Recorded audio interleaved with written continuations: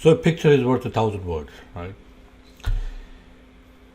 There's not much you want to say here. The picture says everything, right? And you can probably write a lot more than 1,000 words. But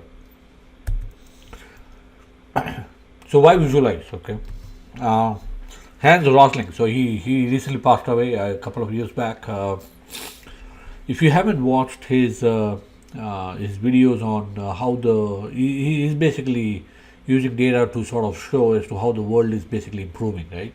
What life was like back in the early part of the century or last century versus how good of a life we have, right?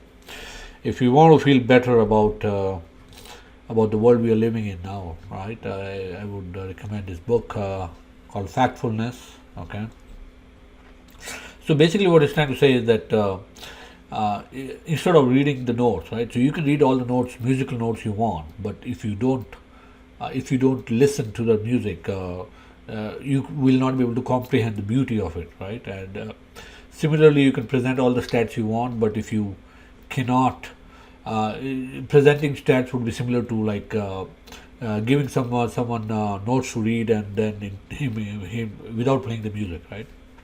So it's sort of correlating that the visualization is an extremely important aspect of whatever you're going to, whenever you're going to deal with data, right?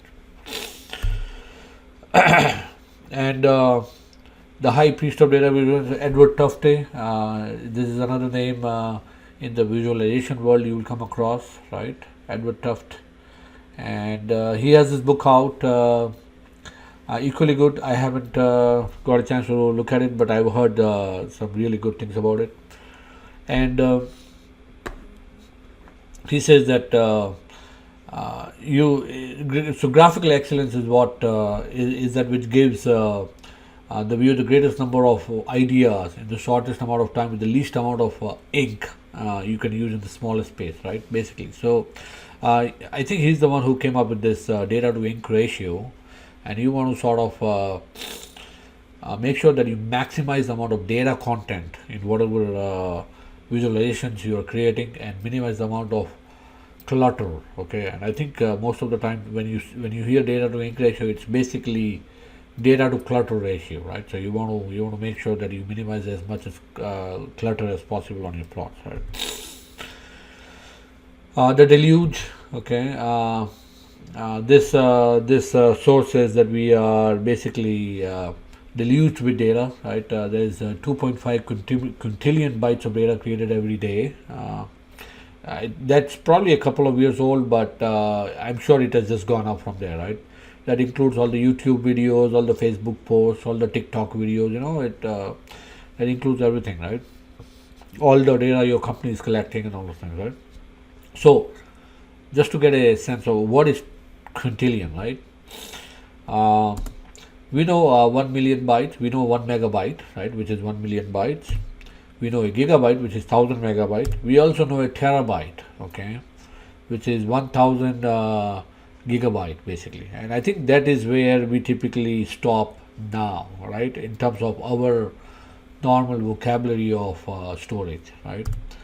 Then there is petabyte, which is 1,000 terabyte, and then there is exabyte, okay, which is 1,000 petabytes, okay, and this is so 2.5 to 3 times more is the amount of data we are creating every day. So that's a lot of data, right? I'm not sure how many of you remember this. This was back in the 90s. That was the cutting edge, right? It was a zip drive, right? I think the floppy. This is, by the way, called a floppy. Used to be called a floppy drive. They don't exist anymore. I think those floppy drives were in the 1 megabyte range, and they came out with this 100 megabyte floppy drive, which sort of falls somewhere here, right? So imagine the scale, right? Now you're dealing with 1 terabyte of portable hard disk space, or even 5 terabyte. I think I have a 5 terabyte portable hard disk, which is about the same size as what 100 megabyte used to be in the late 90s, right? So it used to cost around $100. I guess the 5 terabyte hard disk I bought was around couple of $100. So you can say that I paid more for storage, or I paid more for the portability of that hard disk. But actually, the price, if you adjust for quality, okay, and there is a term for it which economists use called hedonic quality adjustment, right? So if you adjust it for quality, for the fact that you are able to store so much information in such a small size, uh, this space or this particular industry has seen massive deflation, okay, and that's typical with all tech products, right? uh, Technology is basically known, we know, we hear about it, like they are disrupting all sorts of industries, and even existing companies which have been around for decades suddenly are out of business because they couldn't adapt, right? So the technological force is massively disruptive as well as massively deflationary, right? And that's why economists are basically and that's why we see, if you look at the interest rates now, right, even for 10-year treasury bonds, it's around 1%, right? So that tells you that there is basically no inflation in the economy, right? You might have inflation in some aspects of the goods and services you're consuming, like for example, education and housing and healthcare and all. But overall, if you combine everything, the inflation is not there, is what the U.S. Bureau of Labor Statistics reports. Okay, and you can read about this hedonic quality adjustment by googling this term. Okay. Uh, when you're visualizing, right, or when you're creating, when you're dealing with data, eventually you want to sort of package this data in some kind of a form where you can sort of display it, right? Either you're making a slideshow, you're going through your Jupyter notebook, you're preparing a report, whatever you're doing, right? So you want to be able to combine all this data and be able to present it in a neat form, right?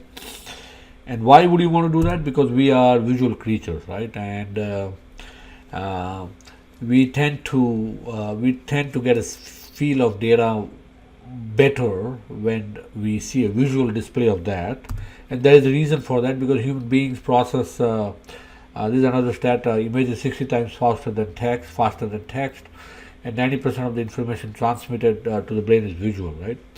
So so you want to minimize the amount of text and data set images and words and stats, and maximize the amount of visual display of information, right? Whatever you're doing in terms of whether it's a presentation or a report or whatever it is, right? So, an example, right? So you have this data set. It's a cars data set, different models, different mileage, different cylinder number, cylinder count.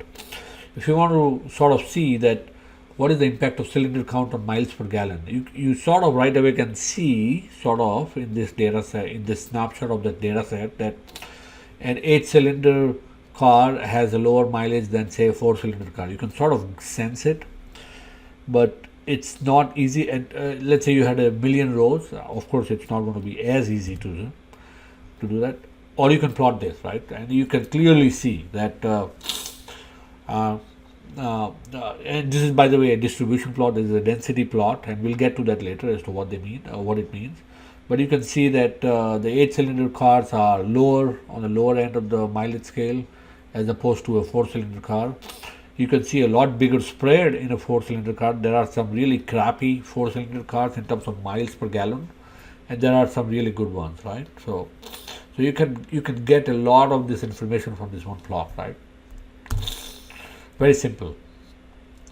You'll probably have some amount of exploratory work in terms of data analysis or visualization, and some kind of an explanatory, right? So you might want to explore. You might be dealing with a fresh data set, and you just want to sort of get a feel of what the data is telling you, and then you might want to have ask some questions and explain some information out of the data you have, or data you know very well, and in order to convey that, you might want to explain. So there are some exploratory aspect of visualization. These are some of the different plot categories or plot types. You will be using it over and over again. So I think the simpler you sort of make your information available, the better it is, right? So scatter plot, bubble plots are going to be pretty heavily used. Distributions on the right side, pretty heavily used, especially the density and the histograms, line chart, of course, column. Some of these plots I'm not very fond of them, right? But it all depends on the situation you have. But I think the more complex you make it, the harder it is to read, and that's not good. Okay. A few tips, right? Know your audience, of course, right? You don't want to be you are you dealing with an audience which is full of engineering type of folks, or are they ex-engineers who are now business owners and managers, right? Or they are non-quant type of people, right? So you sort of want to get a gauge of your audience, right, as to what you're trying to present. Of course, that's common sense, but still. But even when you know your audience, you want to sort of minimize, or you want to choose simplicity over complexity, right? So always try to keep that in mind. And we talked about data to ink ratio. That's I believe it's an Edward Tufte's phrase, where you want to maximize the amount of data content, minimize the amount of clutter ink you would end up using, right? Hone down on the message you need to communicate, right? Don't try to. It's not a good idea to sort of look at the same data in multiple different angles without actually honing down on the message, right? Use the right chart form, of course, and mind the headlines plot. Sometimes you come across plots where you try to read the axis and you don't know what the axes are telling you, right? And so yeah, legends, and you want to sort of understand who you are basically displaying that information to, right? And who's your audience, right? I have some examples I wanted to sort of show which I came across, right? This is sort of tracking the. It's a bit old, but it's saying that what the hottest year of record, right? And you see how the mean line, right, is slowly moving up, right, as the years are progressing, right. It's pretty neat plot, and it's going to stop at some point when it reaches 2014, and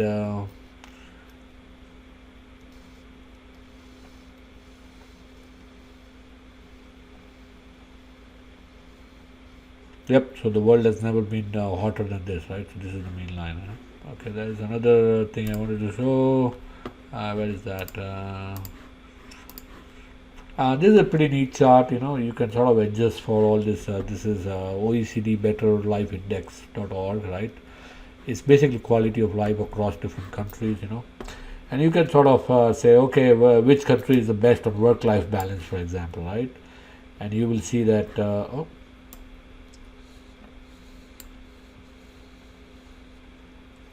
Okay, and you can see that. Of course, the Scandinavian countries are going to be number one: Denmark, Norway, Netherlands. And let's say safety, right? You can adjust for all these things, and it slowly adjusts. So it's a pretty neat way to visualize data. I'm sure there is a lot of effort which went into it, but just to